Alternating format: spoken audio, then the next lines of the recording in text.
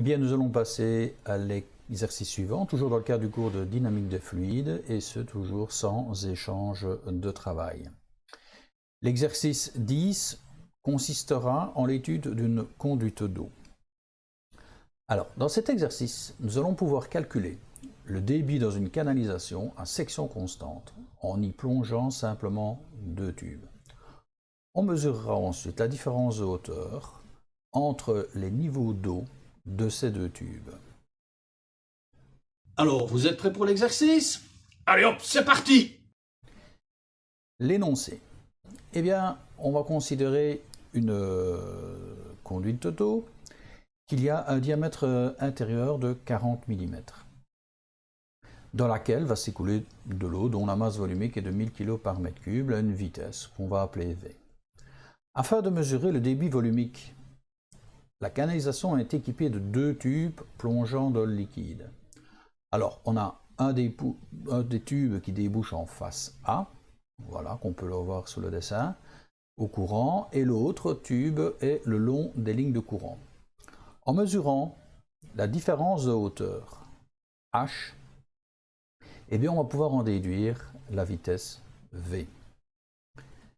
Alors, par hypothèse, on va admettre que l'écoulement est permanent et le fluide est parfait et incompressible.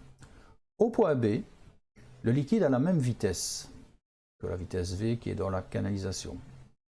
Par contre, au point A, si on regarde, on a un petit coude et on considérera donc que la vitesse en A est égale à 0. On voit aussi que le point A et le point B sont sur une même horizontale, ce qui va nous permettre de dire que nous avons ZA égale ZB. Question. Eh bien, on va appliquer le théorème de Bernoulli entre les points A et B. Ça sera la première fois qu'on va réutiliser donc la RFH. Ça va nous permettre aussi de déduire la pression en A en fonction de la pression en B, de ρ et de V. On écrira aussi la RFH entre les points A et A', entre B et B', et puis on va pouvoir calculer l'expression de V en fonction de G et de H. Ensuite, on aura la possibilité de calculer le débit volumique QV. Et finalement, on fera une application numérique avec un H égal à 3,2 cm. Revoici donc mon schéma vu de plus grand. Donc, comme ça a été dit, nous allons calculer la RFH entre le point A' et A, entre B' et B. Nous allons aussi déterminer une relation H, c'est-à-dire la différence de niveau entre A' que nous avons ici et B'. Et ainsi, ça va nous permettre de calculer donc la vitesse V. Eh bien, commençons tout de suite. Au niveau des données, donc, comme on l'a vu, nous avons le diamètre de la canalisation, ici, nous avons le ρ de l'eau, nous avons le VA égale à 0, c'est ce qu'on avait dit, on a une espèce de coute là, hein. On a VB qui est égal à la vitesse même de la canalisation, et on avait vu aussi que ZA était égal à ZB. D'abord, résolution, on va reprendre l'équation de Bernoulli. Bon, d'habitude, on l'utilise sous son terme où on a l'unité qui sont des joules par kilo, mais cette fois-ci, on va l'exprimer sous sa forme de pression, c'est-à-dire en pascal. Donc là, l'équation du dessous ici, eh bien, c'est simplement l'équation de Bernoulli exprimée sous sa forme de pression. Pour l'exprimer sous sa forme de pression et pour rappel, nous sommes obligés de multiplier tous les termes par ρ, ce qui veut dire que ça nous permet donc de l'avoir sous forme de pression. On avait vu que VA égale à 0, VB égale à V, et on avait vu aussi que ZB égale à ZA. Dès qu'on a pu traduire cette expression, qu'on a remis les termes dedans, eh bien on obtient l'expression de PA qui est égale à la pression au point B plus ρ de l'eau fois V carré sur 2. Ensuite, comme on a dit, on allait calculer la RFH entre le point A et A'. On a aussi calculé la RFH entre le point B et B'.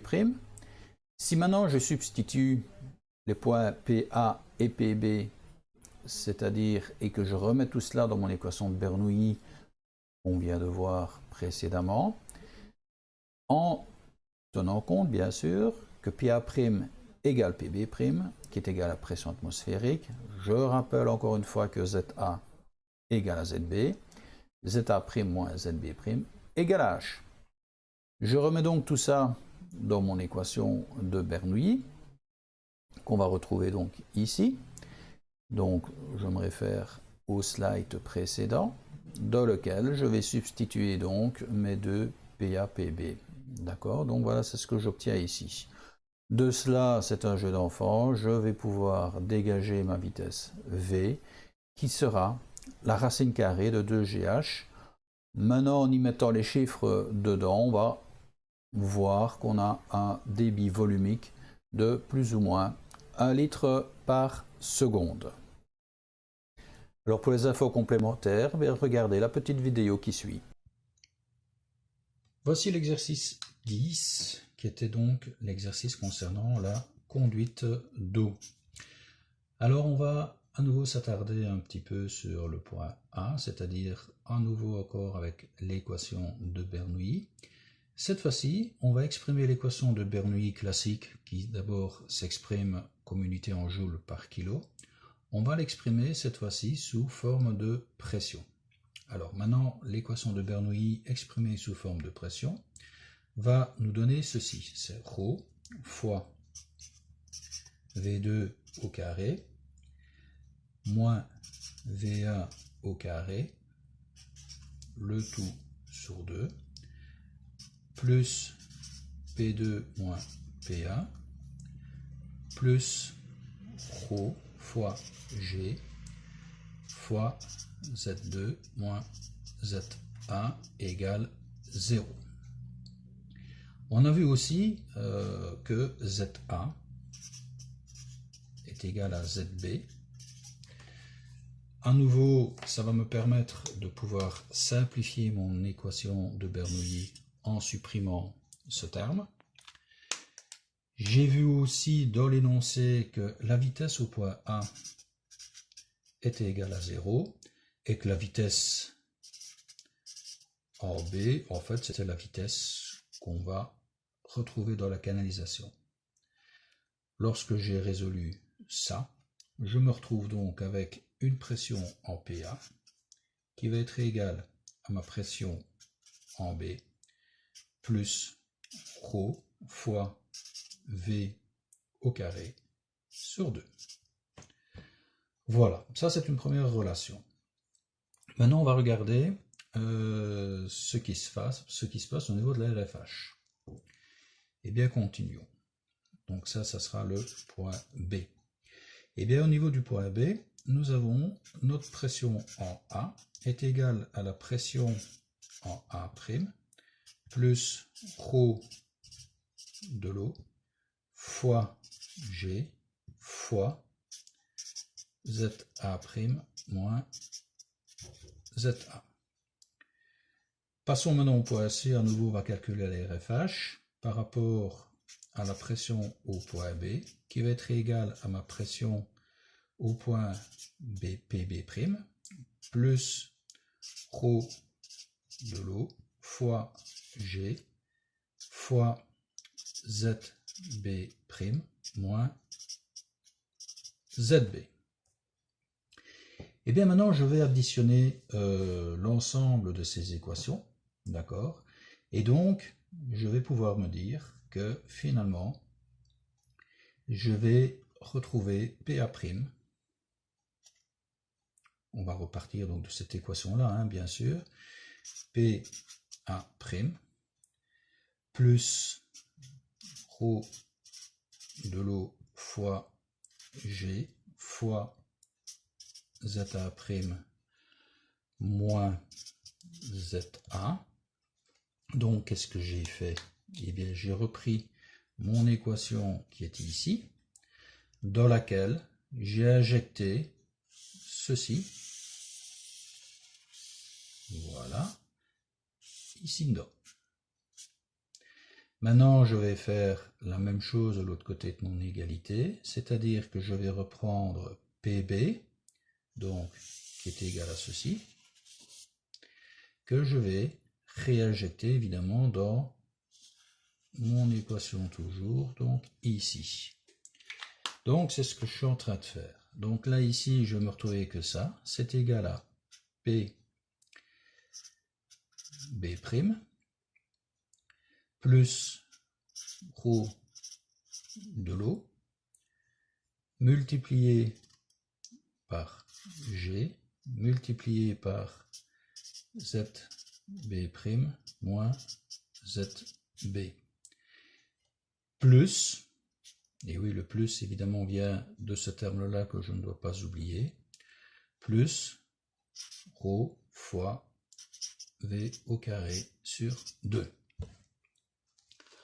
Voilà, nous avons déjà bien avancé là-dessus.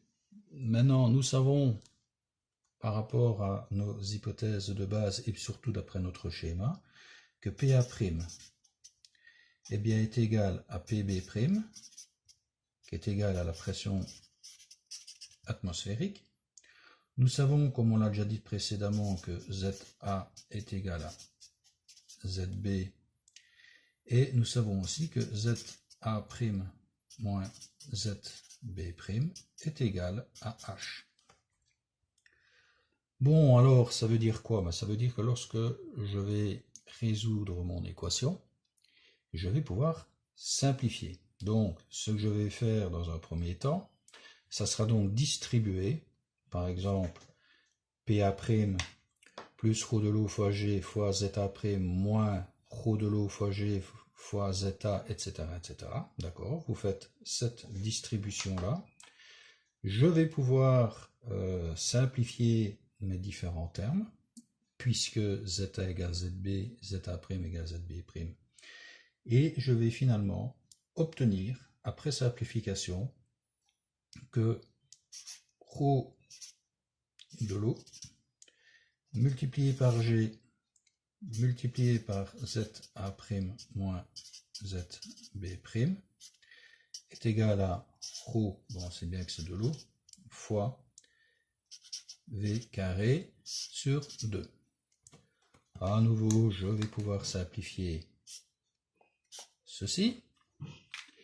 Et finalement, j'obtiens la relation suivante, qui est en fait V est égal à la racine carrée de 2 fois G fois H. En effet, ZA' moins ZB' est égal à H. Et quand je mets les chiffres dans ma formule, j'obtiens que V est égal à 0,792 mètres par seconde. Et puis évidemment, je peux calculer mon débit volumique QV, qui lui sera égal à 9,957 10-4 mètres cubes par seconde, ce qui veut dire que ça nous fait un débit de plus ou moins 1 litre par seconde. Voilà, l'exercice 10 est terminé.